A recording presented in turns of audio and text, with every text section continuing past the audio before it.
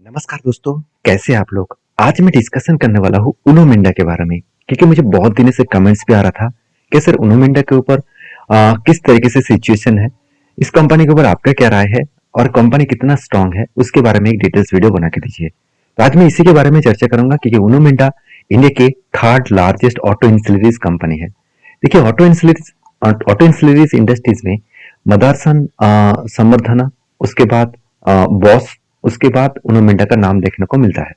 तो उनो मिंडा एक ऐसी कंपनी है जिसका मुझे बहुत स्ट्रॉन्ग परफॉर्मेंस देखने को मिलता है, क्योंकि इसका बिजनेस मॉडल पहले समझ लीजिए।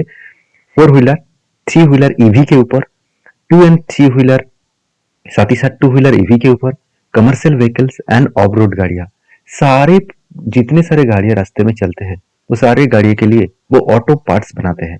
तो क्या बनाते हैं वो चलो सबसे पहले वो भी देख लेते हैं। कंपनी के अगर डिटेल्स में जाए तो कंपनी देखिए, लाइट से लेकर, स्विच से लेकर, सीट से लेकर, साथ ही साथ देखा है तो जो कस्टिंग, जो व्हील होते हैं वो भी कंपनी बनाता है। साथ ही साथ जो हॉर्न्स वगैरह होते हैं वो भी कंपनी बनाते हैं। अदर्स प्रोडक्ट भी बनाते हैं। साथ ही साथ अदर्स मार्केटिंग भी कंपनी करते हैं। तो बेसिकली वही कंपनी प्रोडक्ट को बनाते हैं और बेचते हैं जो प्रोडक्ट के आज जितना डिमांड है फ्यूचर में भी रहेगा। चाहे वो पेट्रोल का गाड़ी हो, चाहे वो डीजल का हो, चाहे वो हाइड्रोजन का हो, चाहे वो सीएनजी का हो, चाहे वो ईवीज का हो, किसी भी कैटेगरीज की गाड़ी आए तो उसके लिए तो लाइटिंग का तो जरूरत होगा ही, स्विच का तो जरूरत होगा ही, सीट्स का तो जरूरत होगा ही, व्हील का भी जरूरत होगा। तो इस तरीके से अदर्स प्रोडक्ट का भी जरूरत होगा। तो इसलिए कंपनी का प्रोडक्ट जो है वो हमेशा डिमांडेबल एंड ट्रेंडिंग में रहता है।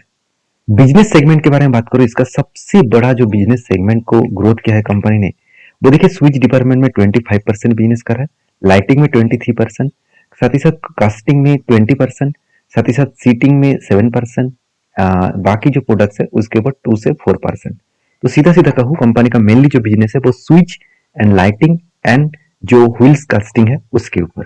तो यहाँ से ऐसे ही कंपनी ज्यादा से ज्यादा जर्नी कर रहा है। अभी देखिए कंपनी इंडिया में 89% काम कर रहा है और बाकी इंटरनेशनल लेवल में 11% काम कर रहा है। तो बेसिकली कंपनी इंटरनेशनल लेवल में उतना ज्यादा ग्रोथ नहीं किया, मगर इंडिया में बहुत ज्यादा ग्रोथ इस कंपनी ने दिखाया। अभी देखिए सबसे बड़ी बात है, कंपनी फोर व्हीलर्स, मतलब जो फोर व्हीलर्स है उसके ऊपर ज्यादा काम किया, 46%, टू व्हीलर्स के ऊपर 44% काम कर रहा है, और बाकी थ्री व्हीलर्स और सीवी के ऊपर कंपनी 4 to 2% काम कर रहा है, और अदर्स प्रोडक्ट के ऊपर 4% के आसपास काम कर रहा है। तो मेनली जो इसका मार्केट है वो फोर व्हीलर के ऊपर है और टू व्हीलर के ऊपर है। कंपनी का सबसे इंपॉर्टेंट पॉइंट है कंपनी के ईवीज के ऊपर मार्केट। तो कंपनी ईवीज मार्केट के ऊपर छा चुके हैं, क्योंकि ईवीज के ऊपर जितने सारे प्रोडक्ट्स लगते हैं, चाहे वो बैटरी मैनेजमेंट सिस्टम हो, चाहे वो मोटर हो, चाहे वो ऑन बोर्ड चार्जर हो, तो इस तरीके से जितने सारे मतलब ईवीज के ऊपर जितने सारे प्रोडक्ट लगते हैं वही प्रोडक्ट कंपनी बेचते हैं। और इसीलिए कंपनी देखिए कितना ग्रोथ किया, 128 करोड़ के आसपास ग्रोथ किया, जो पिछले कुछ सालों की क्वार्टर के तुलना से बहुत शानदार कंपनी ग्रोथ किया टू व्हीलर सेगमेंट में। उसी तरीके से अगर मैं फोर व्हीलर सेगमेंट में भी देखूं, वहां पे भी कंपनी वही प्रोडक्ट को बना रहा है जो प्रोडक्ट का ईवीज के ऊपर सबसे ज्यादा जरूरत है। तो इस कंपनी में बहुत स्ट्रांग इसीलिए बोलता हूँ क्योंकि कंपनी का स्ट्रेंथ पॉजिटिव इसलिए मैं बोलता हूँ क्योंकि कंपनी के ऊपर जो जर्नी है वो जर्नी अपकमिंग टाइम में एक बहुत बड़ा जर्नी कंपनी को देने वाले हैं। ऑलमोस्ट तो शुरू हो ही, देखिए कंपनीज के ऊपर जब बैटरीज तो लगाया जाता है वो तो ठीक है, मगर बैटरीज को सप्लाई करने के लिए मोटर का जरूरत होता है। तो जो डीसी मोटर का जरूरत होता है वो ही कंपनी बनाते हैं। साथ ही साथ जो एक्सेल्स होते हैं, एक्सेल्स के जो मोटर्स होते हैं वो भी कंपनी बनाते हैं। मतलब वही कंपनी चीज बना रहा है। चाहे बैटरी किसी भी कंपनी बना ले तो उसके लिए मोटर का तो जरूरत पड़ेगा ही, क्योंकि बिना मोटर के वो कंपनी चलेंगे नहीं, बिना जनरेटर के माध्यम से वो चलेंगे नहीं। तो इसकी कंपनी का मार्केट का रेवेन्यूज बताया जा रहा है कि कंपनी 4.2 बिलियन रेवेन्यू कमाया है इस प्रोजेक्ट के ऊपर, मतलब ईवी प्रोजेक्ट के ऊपर। अभी देखिए कंपनी से इंडिया में नहीं, कुछ यूरोप कंट्रीज में देखिए सबसे ज्यादा गाड़ियां कहाँ पे बनते हैं, यूरोप कंट्रीज में। उसके साथ साथ अमेरिका में भी बनते हैं। उसके साथ साथ देखिए बाकी जो मतलब थाईलैंड वगैरह इस तरीके से जो कंट्रीज है, चाइना वगैरह इस तरीके से कंट्रीज में भी बनते हैं। तो उसको भी कंपनी प्रोडक्ट को सेल करते हैं। तो यही कंपनी का स्ट्रेंथ है, यही कंपनी का स्टेबिलिटी है। कंपनी का कस्टमर बेस देखेंगे तो आप चौंक जाओगे। इसका देखिए पार्टनरशिप जिस कंपनी के साथ किया है, वो आप यहाँ पे डिटेल्स में देख सकते हैं। कितने सारे कोरिया के साथ, जापान के साथ, ज्यादा से ज्यादा कनेक्टेड इसका जापान के साथ है, यूएस के साथ है, कनाडा के साथ है, तो कोरिया के साथ है। तो इस तरीके से बड़े दिग्गज कंट्रीज के साथ कंपनी डील किया है। उसके साथ साथ ज्वाइंट वेंचर के साथ किसके काम कर रहा है, जापान के साथ, यूरोप के साथ, साथ ही साथ कनाडा के साथ। उसी तरीके से देखिए जो मार्जर किया है, एक्विजिशन करके मार्जर किया है यूरोप के कुछ 4 कंपनी के साथ और इंडिया की 1 कंपनी के साथ। उसी तरीके से टेक्नोलॉजीज के ऊपर काम कर रहे हैं चाइना के 2 कंपनी, सॉरी चाइना के 2, जापान के 2, साउथ कोरिया का 3 और अमेरिका का 1। तो देखा जाए तो कंपनी ऑल ओवर वर्ल्ड से कंपनी बिजनेस को लेके आ रहा है, तो जो कंपनी के बहुत ज्यादा स्टेबिलिटी देते हैं। अभी देखिए कंपनी का अपकमिंग कैपेक्स के बारे में बात करूं तो कंपनी बता रहा है कि इंडोनेशिया में कंपनी के कैपेक्स चल रहा है न्यू प्लांट का, और वो भी इंडोनेशिया में बनने जा रहा है। 210 करोड़ का टोटल इन्वेस्टमेंट यहाँ पे कंपनी करने वाले हैं। उसी तरीके से देखिए और एक जगह पे है जो है हरोहिली, जो एक जगह का नाम है, तो उस जगह की कंपनी कंपनी यहाँ पे देख सकते हो, वहाँ पे कैपेक्स बढ़ाने वाला है न्यू प्लान करने के लिए करीबन 283 करोड़ के आसपास। उसी तरीके से देखिए और एक जगह है वावल करके एक जगह है जहाँ पे उन्होंने क्या किया ईवी जो टंस मतलब ईवीज के ऊपर कंपनी वहाँ पे काम करने वाला है, फैक्ट्रीज लगाने वाला है। तो बेसिकली कंपनी अलग अलग जगह पे फैक्ट्रीज लगा रहा है जहाँ पे कंपनी खुद के बिजनेस को एक्सपेंड करने चाहते हैं। साथ ही साथ कंपनी के अपकमिंग प्रोजेक्ट के बारे में बात करूँ तो यहाँ पे लंबा से एक प्रोजेक्ट लिस्ट आपको मिल जाएगा। देख सकते हैं कंपनी का यहाँ पे expanding into high level products. तो हाई लेवल प्रोडक्ट्स के लिए कंपनी इन्वेस्टमेंट करने जा रहा है 1.5 से लेकर 2 लाख के आसपास। तो उसी के साथ साथ कंपनी यहाँ पे देख सकते हैं relocating of the manufacturing plants. तो 2027 के अंदर वो हरियाणा में कंपनी कुछ रिलोकेटिंग करने जा रहा है, मैन्युफैक्चरिंग कुछ प्लांट बनाने जा रहा है। इस तरीके से उसका नेक्स्ट थिंकिंग है, नेक्स्ट प्रोजेक्ट है। कर्नाटका में भी कंपनी नया प्लान बनाने जा रहा है, मैं अभी आपको बताया हूँ। इस तरीके से देखिए अलग अलग जगह पे कंपनी खुद के प्लान को एक्सपेंड करने जा रहा है। उस जगह पे जो इन्वेस्टमेंट होगा 300 करोड़, किसी में 250 करोड़, इस तरीके से इन्वेस्टमेंट कंपनी करते चले जा रहा है। तो सीधा सीधा कहूँ कंपनी बहुत हाई ग्रोथेबल है, इसका मैनेजमेंट बहुत स्ट्रांग है। मैं मैनेजमेंट स्ट्रांग क्यों है ये बता रहा हूँ, चलो मैं आपको वो भी दिखा देता हूँ। अगर मैं क्वार्टरली रिजल्ट में जाऊँ तो आप देख सकते हैं हर क्वार्टर्स में, हर सालों के क्वार्टर्स में कंपनी खुद के सेल्स को इंक्रीज करते चले गए। जहाँ पे कंपनी ऑटो सेक्टर में सेल डाउन हुआ मगर यहाँ पे भी कुछ सेल डाउन होता नहीं दिखा।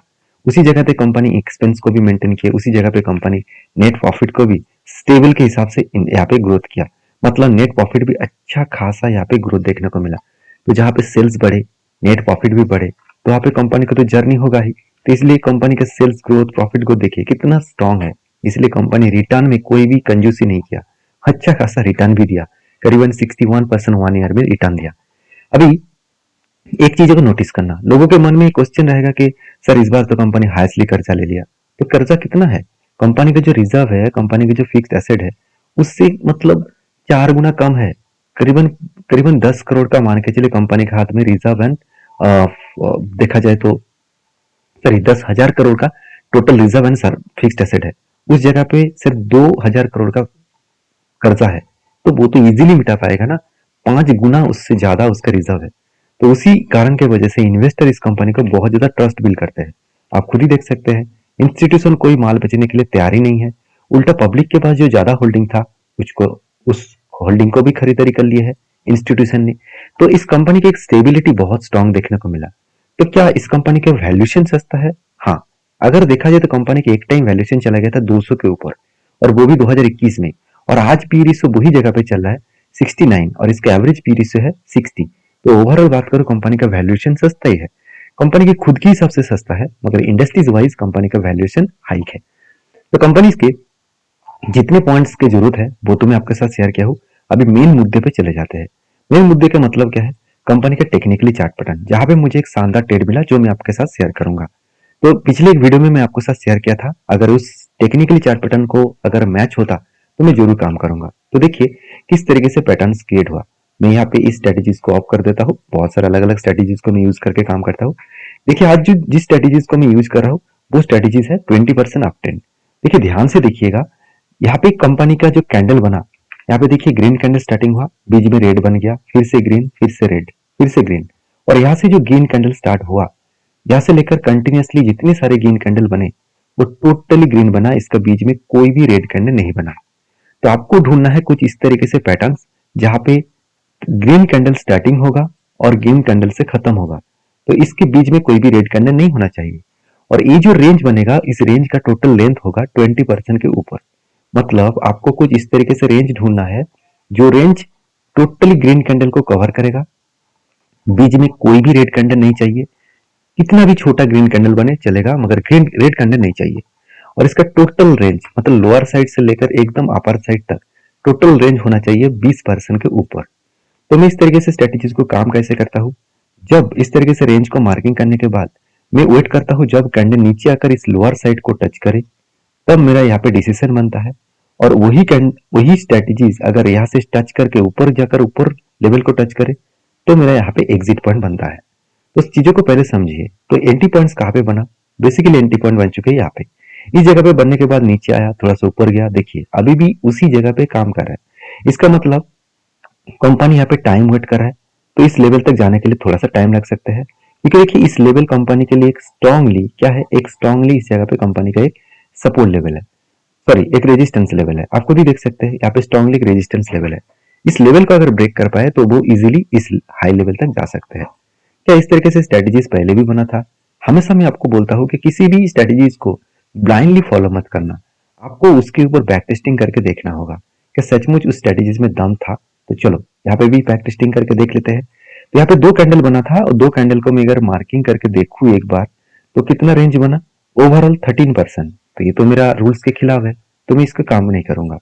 उसी तरीके से मैं पीछे जाकर देखूंगा कि इस तरीके से स्ट्रेटेजीज पहले भी बना था, कि 20% का रेंज मुझे मिला था, बिल्कुल नहीं।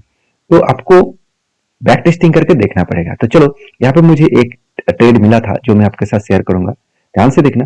यहाँ पे क्या मिला था, यहाँ पे रेंज स्टार्टिंग हुआ और यहाँ तक इसका बाइंग कैंडल खत्म हुआ, तो टोटल 27% का रेंज बना। तो फाइनली यहाँ पे क्या हुआ, फर्स्ट एंट्री पॉइंट बन चुके थे, मतलब यहाँ पे टच हुआ था। उसके बाद देखिए टाइम लगा, कोई बात नहीं, टाइम लगा, टाइम लगा, कितना टाइम लगा इसको हिट करने में, आप देख सकते हैं।